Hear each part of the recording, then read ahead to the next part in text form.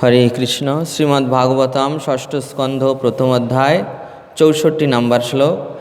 তামেব তোষয়ামাস পিতॄনার্থেন ইয়াবতা গ্রামৈর্মনোরমৈ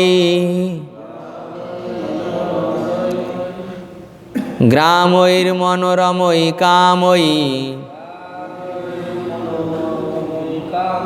প্রসীদেতো যথা তথা তামেব তোষয়ামাস পিতॄনার্থেন যাবতা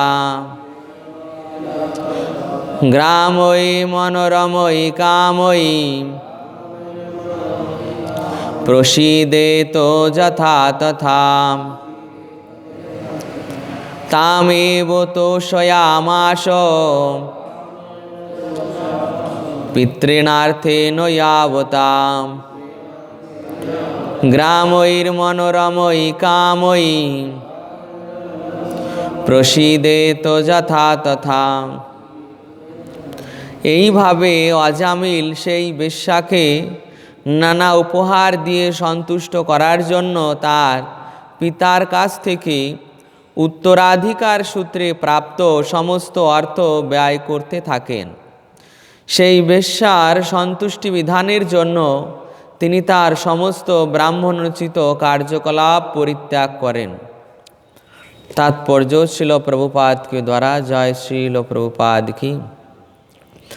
পুণ্যাত্মা ব্যক্তিরও বেশ্যার প্রতি আকৃষ্ট হওয়ার ফলে উত্তরাধিকার সূত্রে প্রাপ্ত সমস্ত ধন সম্পদ ব্যয় করার বহু দৃষ্টান্ত পৃথিবীর সর্বত্র রয়েছে।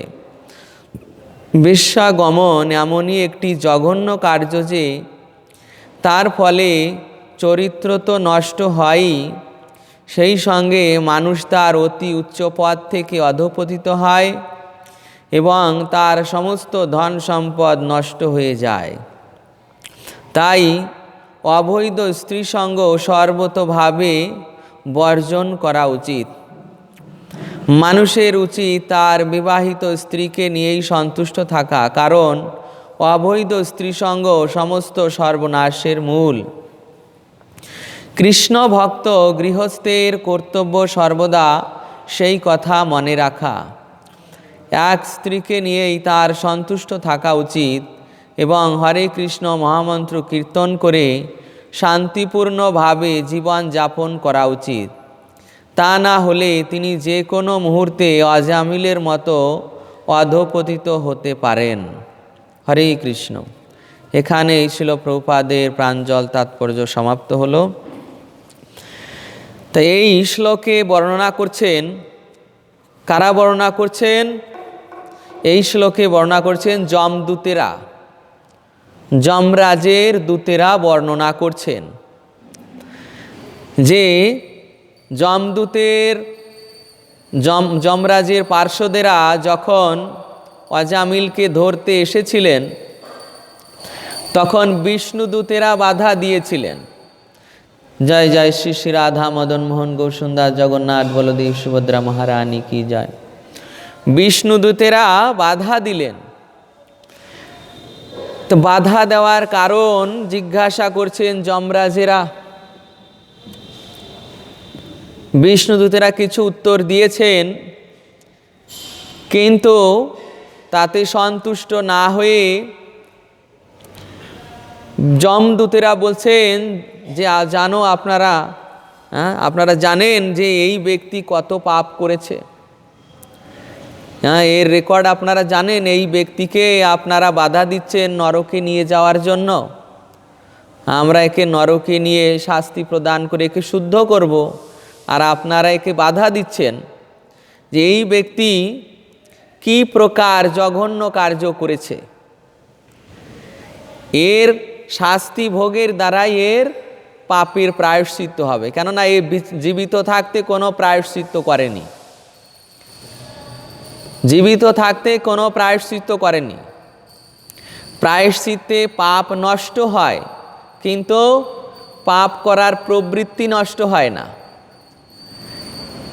তো এ প্রায়শ্চিত্ত তো করেনি, আর পাপ কার্য থেকেও বিরত হয়নি। অতএব এর শুদ্ধিকরণের জন্য আমরা একে নরকে নিয়ে যেতে চাই।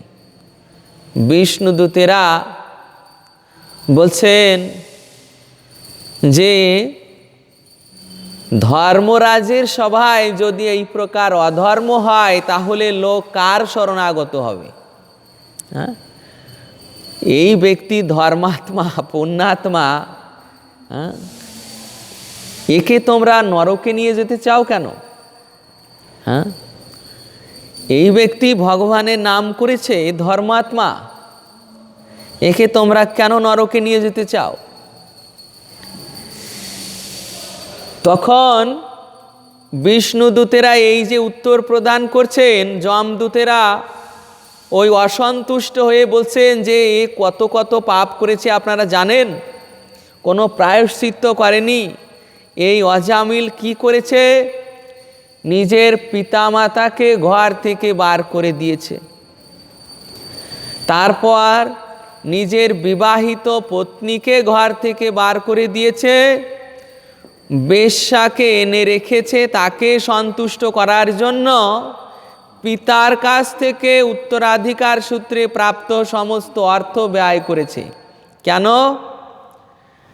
তোষয়া মাস, তাকে সন্তুষ্ট করার জন্য, ওই বেশ্যাকে সন্তুষ্ট করার জন্য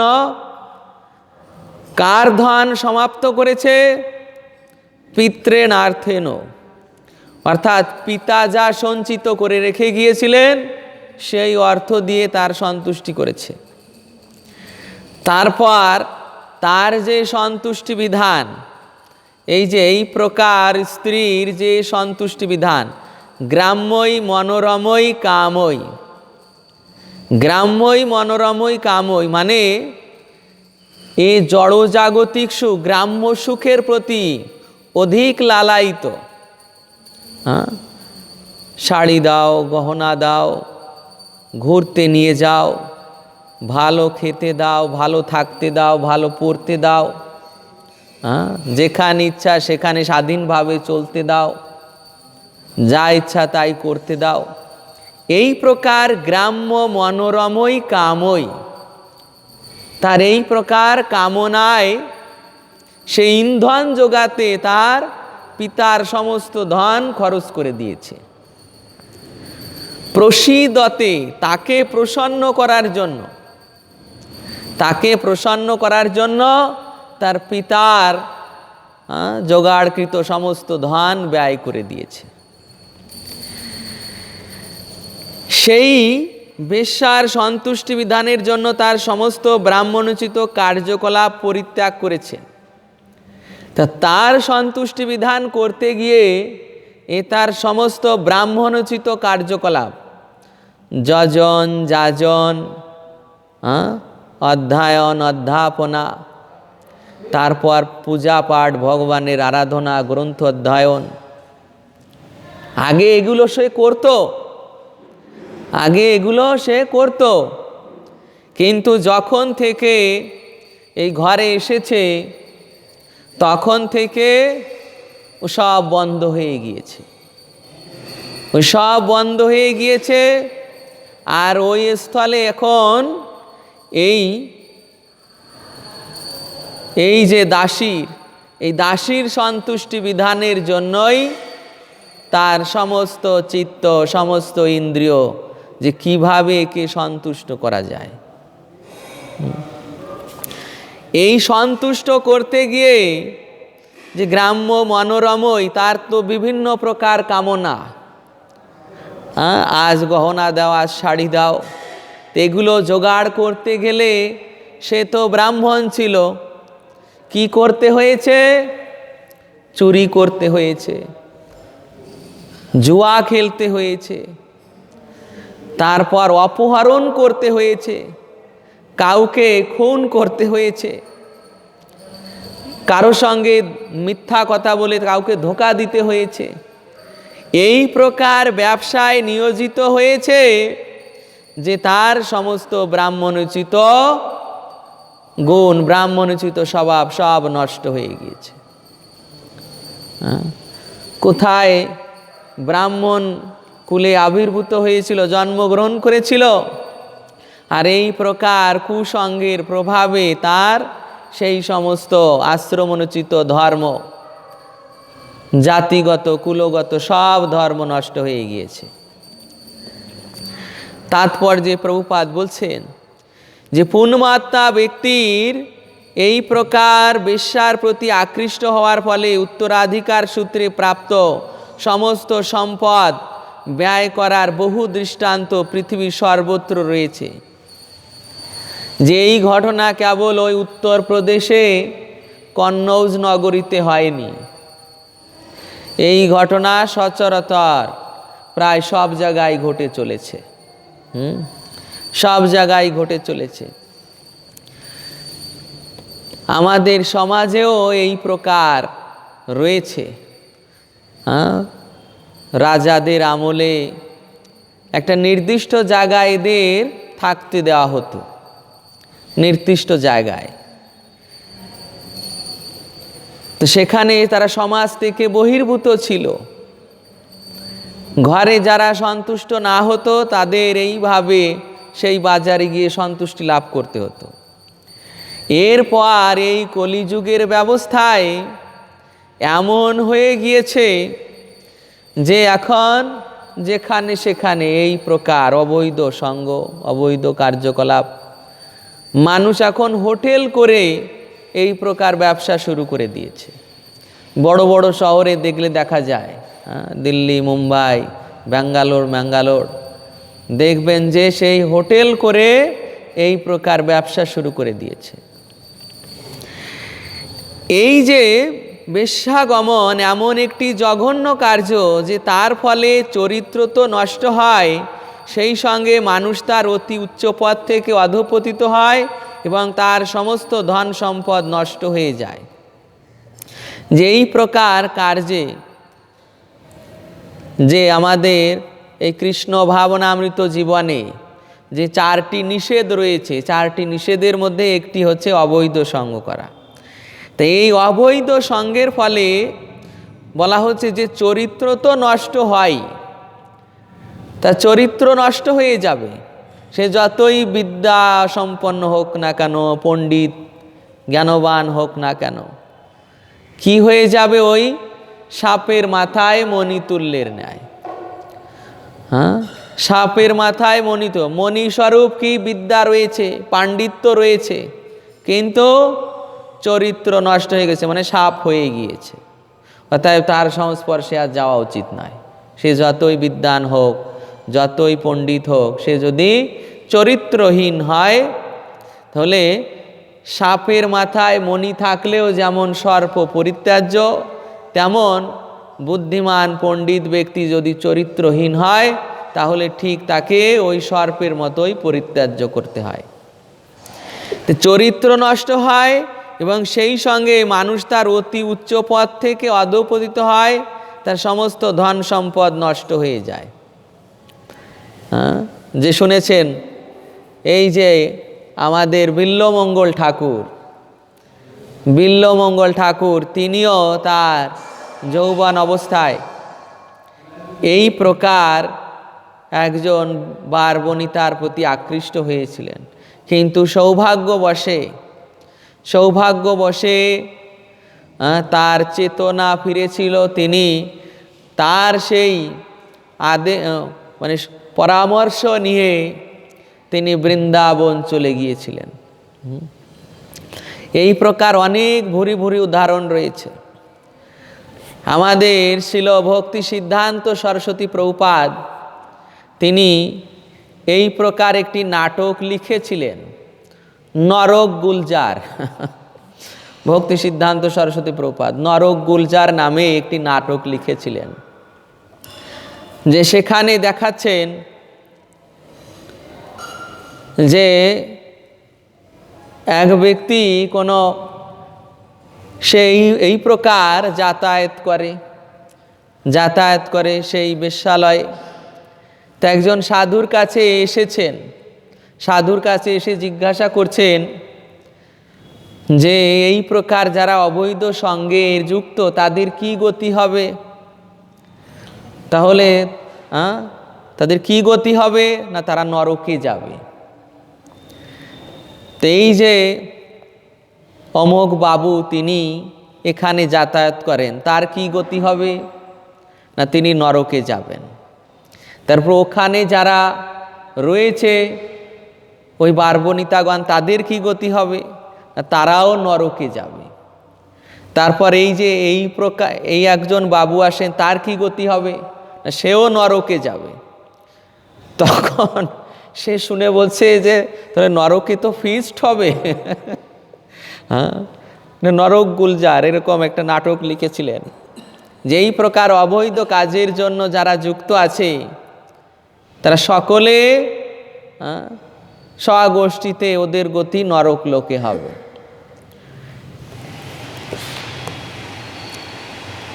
অধঃপতিত হয় এবং তার সমস্ত ধন সম্পদ নষ্ট হয়ে যায়, সমস্ত ধন সম্পদ, সমস্ত ধন সম্পদ নষ্ট হয়ে যায়। কেন? ওই কার্যে, ওই অবৈধ কার্যের জন্য যোগান দিতে দিতে তার সমস্ত ধন নষ্ট হয়ে যায়। তাই অবৈধ স্ত্রী সঙ্গ সর্বতোভাবে বর্জন করা উচিত। মানুষের উচিত তার বিবাহিত স্ত্রীকে নিয়ে সন্তুষ্ট থাকা, কারণ অবৈধ স্ত্রী সঙ্গ সমস্ত সর্বনাশের মূল। কৃষ্ণ ভক্ত গৃহস্থের কর্তব্য সর্বদা সেই কথা মনে রাখা। তা আমাদের এই কৃষ্ণ ভাবনামৃত জীবনে 4টি আশ্রম রয়েছে। আগে বর্ণাশ্রম ব্যবস্থায় ছিল, বর্ণাশ্রম ব্যবস্থায় ব্রহ্মচর্য, তারপর গৃহস্থ, তারপর বানপ্রস্থ, তারপর সন্ন্যাস। তা ব্রহ্মচর্য জীবনে তাকে এইভাবে ব্রহ্মচর্যের অনুশীলন করতে হতো। গুরু গৃহে এই ধর্ম সম্বন্ধে, জাগতিক ধর্ম, সামাজিক ধর্ম, অর্থনৈতিক বিদ্যা, যুদ্ধ, সমস্ত বিষয়ে তাকে শিক্ষা লাভ করতে হতো। তারপর সেই গুরুগৃহে 25 বছর অতিক্রম হলে তারপর তাকে সংসার জীবনে পাঠানো হতো। বা কেউ যদি ওই ব্রহ্মচারী জীবন থেকে সরাসরি সন্ন্যাস জীবনে যেতে চাইতেন তাহলে গুরুদেব তাকে তার যোগ্যতা অনুসারে সেই অনুমতি দিতেন। অনেকে হয়েছেন, যেমন ভগবান ঋষভদেব অনেক পুত্ররা এইরকম ব্রহ্মচারী। কবি, হরি, অন্তরক্ষ, পিপ্পলায়ন, করভাজন, এনার এই প্রকার। আর 81 জন তারা কর্মকাণ্ডীয় ব্রাহ্মণ হয়ে গিয়েছিলেন। তো এইভাবে যে গুরুগৃহ যাওয়ার পর 25 বছর থাকার পর তাদের এই যে ধর্ম শিক্ষা, সামাজিক শিক্ষা, আশ্রম ধর্মের শিক্ষা, সমস্ত শিক্ষা প্রদানের করার পর এই গৃহস্থ ধর্মের বিষয়েও তাদের শিক্ষা দেওয়া হয়। তারপর তাদেরকে গৃহস্থ আশ্রমে যাওয়ার অনুমতি দেওয়া হয়। এই জন্য তাদের খুব সুবিধা ছিল যে তারা ওই বাকি আর 25 বছর, মানে টোটাল হলো 50 বছর, 25 বছর ব্রহ্মচর্য আর 25 বছর গুরুগৃহে সংসার জীবনে। গুরুগৃহে 25 বছর, সংসার জীবনে 25 বছর। এই 50 বছর অতিক্রম হওয়ার পর তারা উপযুক্ত পুত্রের হাতে সংসারের ভার তুলে দিয়ে তারা বানপ্রস্থে যেতেন। বানপ্রস্থ মানে যে তারা গৃহ থেকে দূরে বনে জঙ্গলে একাকী চলে যেতেন। সেখানে গিয়ে ওই মাধুকরী করে ভিক্ষা করে খেতেন, সম্পূর্ণরূপে ভগবানের উপর নির্ভরশীল হওয়ার চেষ্টা করতেন। কখনো লোকালয়ে গিয়ে ভিক্ষা করে আবার চলে যেতেন বনে, বনে গিয়ে ভগবানের আরাধনা করতেন। শেষে ওই বানপ্রস্থ আশ্রম অবলম্বন করতে করতে শেষে তার পুরোপুরি সংসার জীবন ত্যাগ হয়ে যেত, ওই সন্ন্যাস আশ্রম নিয়ে নিতেন। তখন আর ও বন থেকে তারা আর লোকালয়ে আসতেন না, ওই বনেই বিচরণ করতেন, বনের ফল মূল আদি গ্রহণ করে থাকতেন, নদীর থেকে জল গ্রহণ করতেন। যেমন সুখদেব গোস্বামী মাতৃগর্ভ থেকে আবির্ভূত হয়েই তিনি চলে গেলেন বনে। পিতা তাকে আর কোনো মতে ফিরাতে পারলেন না, ব্যাসদেব কোনো মতে ফিরাতে পারলেন না। সেই সুখদেব গোস্বামীর এত যোগ্যতা দেখুন, সে যখন মাতৃগর্ভ থেকে আবির্ভূত হয়ে বের হয়ে চলে যাচ্ছে, তো তখন নগ্ন অবস্থা, ওই নগ্ন অবস্থায় চলে যাচ্ছেন, আর পিতা ডাকছেন, হে পুত্র দাঁড়াও দাঁড়াও। সামনে দেখছেন যে সুন্দর পুষ্করিণী, সেখানে স্বর্গের দেবীরা বস্ত্রহীন অবস্থায় স্নান করছেন। সুখদেব গোস্বামী হেঁটে চলে গিয়েছেন, তাকে দেখে কোনো প্রকার তারা লজ্জা অনুভব করেনি। আর ব্যাসদেব যখন চলে এসেছেন, তখন তাকে দেখে তারা লজ্জা অনুভব করে কাপড় পরছেন। তো ব্যাসদেব তাদের জিজ্ঞাসা করলেন যে আমার এই যুবক পুত্র, তাকে দেখে তোমাদের লজ্জাবোধ হলো না, আর আমাকে দেখে তোমাদের কেন লজ্জাবোধ হলো?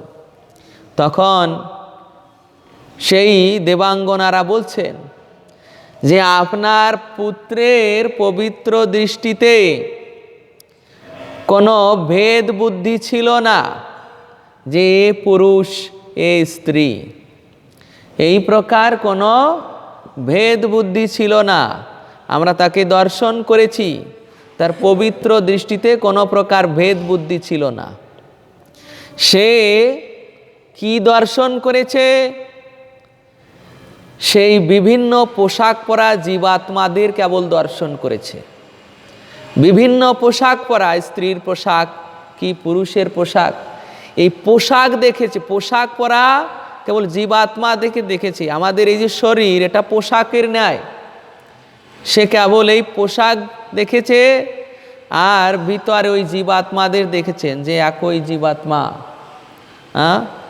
বিভিন্ন জীবাত্মারা বিভিন্ন শরীর পোশাক ধারণ করে আছে, তাই তার কোনো বিকার হয়নি। কিন্তু ব্যাসদেবও উন্নত স্তরে, ব্যাসদেবও যেহেতু তিনি গৃহস্থ জীবন পালন করছিলেন, তাই এই প্রকার এই কে স্ত্রী কে পুরুষ, এটা এই ভেদাভেদ দৃষ্টি রাখা প্রয়োজন। প্রভুপাদ এটাই লিখেছেন। ব্যাসদেবও সেই চিন্ময় স্তরে। তো এই প্রকার যে পারমার্থিক উপদেশ, পারমার্থিক জ্ঞান লাভ করার পর তিনি এই সংসার জীবনে প্রবেশ করবেন। অন্যথায় সংসার জীবনে প্রবেশ করে যদি আমি এই জাগতিক ভোগ সুখে মত্ত থাকি, তাহলে আমার ওই সংসার জীবন আমার বন্ধনের কারণ হয়ে দাঁড়াবে। এমনকি এই কৃষ্ণ ভক্ত গৃহস্থ জীবনেও যদি এই প্রকার বিধিনিষেধ মেনে না চলি, তাহলে এই প্রকার এগুলো আমার বন্ধনের কারণ হয়ে দাঁড়াবে। প্রভুপাদ বলছেন যে একজন গৃহস্থ ভক্ত তিনিও ব্রহ্মচারী। শাস্ত্রে এই যে গৃহস্থ ভক্তদের অনুমতি দেওয়া হয়েছে সন্তান উৎপাদনের জন্য। কেন না, কৃষ্ণ ভক্ত সন্তান সৃষ্টি করার জন্য। গুরু মহারাজ একসময় ক্লাসে বলছেন যে কৃষ্ণ ভক্ত যিনি গৃহস্থ জীবন পালন করছেন, তিনি যদি কৃষ্ণ ভক্ত সন্তান তৈরি করেন, তাহলে এটা তার কৃষ্ণ সেবা। স্বয়ং শ্রীকৃষ্ণ বলছেন ভগবদ গীতায় যে এই যে ধর্ম সম্বন্ধিত কাম, এটা স্বয়ং আমি। যদি ভক্ত তৈরির উদ্দেশ্যে এই প্রকার সঙ্গ হয় তাহলে তাতে কোনো দোষ নেই, কেবল কৃষ্ণ ভক্ত সন্তান উৎপাদনের জন্য। কিন্তু যদি এই প্রকার কৃষ্ণ ভক্ত সন্তান উৎপাদন ব্যতীত অন্য কোনো কারণে এই প্রকার সঙ্গ হয় তাহলে সেটা তার বন্ধনের কারণ হয়ে দাঁড়াবে। এরপর কি হবে না, সর্বনাশ হবে। কেমন সর্বনাশ না, এক স্ত্রীকে নিয়ে সন্তুষ্ট না থাকার কারণে সে বহু স্ত্রীকে কামনা করবে। শাস্ত্রে বলছেন যে মাতৃবৎ পরদারেষু, মাতৃবৎ পরদারেষু নীতিসূত্রে, যে অন্যের স্ত্রীকে, অন্যের পত্নী, অন্যের কন্যা, এই সকলকে মাতৃবৎ দর্শন করবে। ছিল ভক্তি সিদ্ধান্ত সরস্বতী প্রভুপাদ বলছেন, জগৎ জগদীশ্বরের সেবার উপকরণ আপনার স্ত্রী, আপনার কন্যা, আপনার সন্তান আপনার সেবাদাসী নয়, আপনার ভোগের বিষয় নয়। তারা কৃষ্ণের সেবক সেবিকা, তাদেরকে ওই কৃষ্ণের সেবক সেবিকা জ্ঞান করবে, তাদেরকে কৃষ্ণ সেবায় নিযুক্ত করবেন। যদি ভোগ বৃত্তি হয় তাহলে সেটা বন্ধনের কারণ হয়ে দাঁড়াবে। তো এইভাবে গৃহস্থ জীবনেও এই প্রকার সন্তুষ্ট থাকার মাধ্যমে প্রভুপাদ বলছেন যে শান্তিপূর্ণভাবে জীবনযাপন এবং হরে কৃষ্ণ মহামন্ত্র কীর্তন করা। এইভাবে গৃহস্থ জীবনেও তাকে এই ব্রহ্মচর্যের আশ্রম পালনের ন্যায়, ব্রহ্মচর্য আশ্রমের ন্যায় তাকেও ওই সংসার জীবনে থাকতে হবে। অন্যথায় যদি এই রুল ব্রেক করে কেউ যদি যা ইচ্ছা সেই প্রকার কার্য করে তাহলে ওই যে স্ত্রীর প্রতি আসক্তি, বিষয়ের প্রতি আসক্তি, তাহলে কি হবে, তার অন্তিম সময়ও ওই আসক্তি থেকে যাবে। তাকে পুনরায় আবার ওই স্ত্রীর চিন্তা করতে করতে, স্ত্রীর দেহ বিষয়ের চিন্তা করতে করতে আবার ওই জড় বিষয়ী তাদের বিষয়ের প্রতি আকর্ষণ নিয়ে আবার জন্মগ্রহণ করতে হবে। এই প্রকার এই যে অজামিল ঠিক এই প্রকার জীবনে অধঃপতিত হয়েছিল। সে কোথায়, কত উচ্চ স্তরে, ব্রাহ্মণ স্তরে ছিল, আর সেখানে এই প্রকার আসক্তি স্ত্রীর প্রতি, সন্তানের প্রতি, 10টা সন্তান, 10টা সন্তান।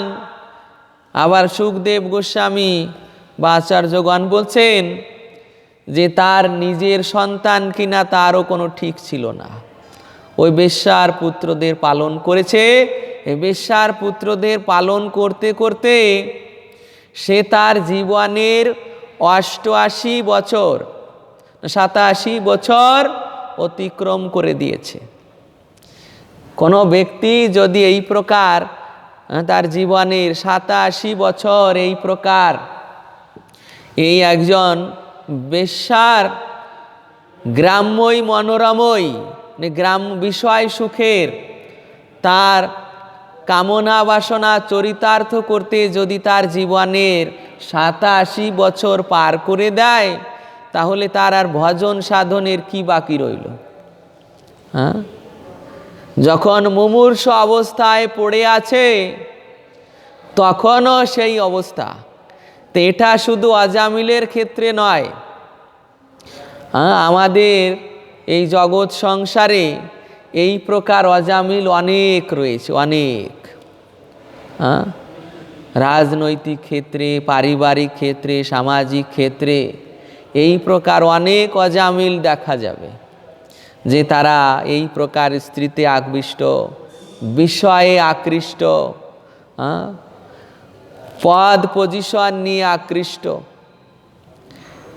তো এই যে তাদের পারমার্থিক চেতনা, কোনো প্রকার তাদের পারমার্থিক চেতনা নেই, যে এর পরবর্তীতে আমি কোথায় যাব, আমাকে কি গতি দেওয়া হবে, এই সম্বন্ধে পারমার্থিক চেতনা, কোনো প্রকার পারমার্থিক চেতনা নেই। কেন না, তারা ওই প্রথম 25 বছর সদ্ব্যবহার করেনি। প্রথম 25 বছর গুরু গৃহে ধর্মের উপদেশ লাভ করেনি। ধর্মের উপদেশ লাভ না করেই সংসার জীবনে প্রবেশ করেছে। এই যে ধর্মের উপদেশ লাভ না করে সংসার জীবনে প্রবেশ করেছে, এর এটাই রেজাল্ট যে অন্তিম সময়েও তারা সেই তাদের আসক্তি থেকে নিজেকে বাঁচাতে পারবে না। আমাদের সমস্ত মহাপুরুষগণ এমনকি ভগবদ গীতায়ও ভগবান নিজে বলছেন যে অন্তিমের জন্য প্রস্তুত হতে হবে। বুদ্ধিমান সেই যে অন্তিম কালের জন্য প্রস্তুতি নিচ্ছেন। আর এই আমাদের সমগ্র মানব জীবন হচ্ছে অন্তিমের জন্য প্রস্তুতি পর্ব, যে অন্তিমে যেন আমার কৃষ্ণ স্মৃতি হয়। এতাবানো সাংখ্য যোগাভ্যাম জন্মকর্ম ফলপ্রদ অন্তে নারায়ণ স্মৃতি। একটা শ্লোক রয়েছে, অন্তে নারায়ণ স্মৃতি, অন্তে নারায়ণ স্মৃতি। এই অন্তে যদি নারায়ণ স্মৃতি না হয় তাহলে তার আবার অধঃপতিত হয়ে যেতে হবে। শ্রীপাদ শঙ্করাচার্য তার জীবনের শেষ বয়সে তার একজন শিষ্যকে বলছেন যে তুমি এখনো, তোমার জীবন শেষ হতে চলেছে, এখনো এই সংস্কৃত ব্যাকরণ নিয়ে পড়ছ? আরে মূর্খ, গোবিন্দের আরাধনা করো। ভজ গোবিন্দম ভজ গোবিন্দম ভজ গোবিন্দম গোবিন্দম ভজ মূঢ়মতে। হে মূঢ়মতি, তুমি গোবিন্দের ভজন করো, গোবিন্দের ভজন করো। কেন? মৃত্যুকালে এই যে আমার এই বেদান্তের শারীরিক ভাষ্য, এই সংস্কৃত তোমাকে রক্ষা করতে পারবে না। মৃত্যুকালে যদি রক্ষা পেতে হয় তাহলে গোবিন্দের নাম ছাড়া কোনো উপায় নেই। এইভাবে শ্রীপাদ শঙ্করাচার্য নির্দেশ করেছিলেন। তো ঠিক এখানে প্রভুপাদ দিচ্ছেন যে এই হরে কৃষ্ণ মহামন্ত্র কীর্তন করে শান্তিপূর্ণভাবে জীবন যাপন করা উচিত। যখন গৃহস্থ আশ্রমে কেউ প্রবেশ করেছেন তখন তাকে এই সন্তুষ্ট থাকতে হবে জাগতিক বিষয়ের উপর। জাগতিক বিষয়ের উপর সন্তুষ্ট থেকে পারমার্থিক বিষয়কে অধিগ্রহণ করতে হবে। যেমন উদাহরণ দেখুন, আপনারা শুনেছেন অম্বরীশ মহারাজের চরিত্র। তিনি আপনাদের থেকে অনেক অনেক গুণে